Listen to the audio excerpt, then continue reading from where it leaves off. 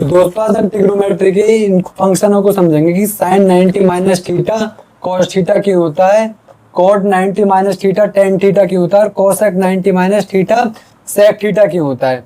तो ये सारे के सारे जितने भी फंक्शन होते हैं ना ट्रिग्नोमेट्री के, sine cos tan cosec cot, ये सारे के सारे राइट एंगल ट्रायंगल से डिफाइंड होते हैं। तो हमें राइट एंगल ट्रायंगल की हेल्प लेनी पड़ेगी इनको समझने के लिए कि sine 90 minus theta cos theta क्यों होता है। तो सबसे पहले समझते हैं साइन 90 माइनस थीटा का मतलब क्या है। देखो यहाँ पे ये एंगल लिखा है 90 और थीटा और ये एंगल है 90 डिग्री का।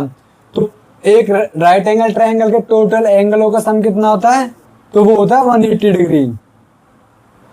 देखो टोटल एंगल का सम कितना होता है 180। ये एंगल हमें नहीं पता तो हमने इसे नाम दे दिया है जेड। तो इन तीनों का सम कितना होगा 180। तो ये एंगल है जेड प्लस ये 90 डिग्री और ये कितना है थीटा और इन तीनों का सम कितना होगा 180। सबसे पहले हम इस एंगल को निकालते हैं कि एंगल होगा कितना। तो जेड प्लस 90 माइनस थीटा उधर ले जाते हैं, जेड निकालना है ना हमें। तो 180 में से माइनस क्या करना है 90 और माइनस का थीटा, थीटा में एंगल पता नहीं है। 180 में से 90 माइनस करेंगे तो 90 बचेगा और माइनस का थीटा, थीटा की वैल्यू अभी हमें पता नहीं है। तो हम इसे यहाँ क्या, यहाँ ये एंगल क्या आ गया हमारा 90 माइनस थीटा। तो ये एंगल होगा हमारा 90 माइनस थीटा। अब हमें क्या निकालना है साइन थीटा निकालना है। जैसे मान लो साइन थीटा निकालना है तो साइन थीटा क्या होता है, साइन थीटा होता है परपेंडिकुलर अपॉन में हाइपोटेन्यूज का रेशियो। साइन 90 माइनस थीटा निकालना है हमें और साइन थीटा क्या होता है परपेंडिकुलर अपॉन में हाइपोटेन्यूज का रेशियो।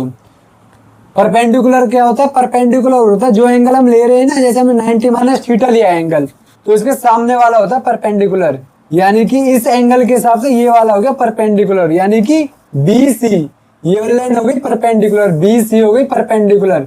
और हाइपोटेनस क्या होता है 90 डिग्री के एंगल के सामने जो लाइन होती है वो होती है हाइपोटेनस, यानी कि AC। तो साइन 90 माइनस थीटा क्या आ गया, साइन 90 माइनस थीटा आ गया BC अपॉन में AC। अब हम निकालते हैं कॉस थीटा। कॉस थीटा क्या होता है बेस अपॉन में हाइपोटेन्यूज का रेशियो। तो एंगल थीटा कौन सा, ये वाला, और थीटा के साथ जो एडजेसेंट साइड होती है वो ही होता है बेस, यानी कि बेस क्या हो गया इसका BC, बेस हो गया इसका BC। और हाइपोटेन्यूज क्या है, हाइपोटेन्यूज आता है 90 डिग्री एंगल के जो सामने, यानी कि AC।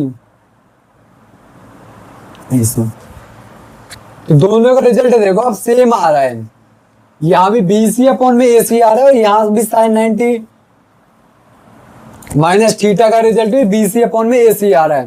तो इसलिए ये दोनों चीजें भी इक्वल होती हैं।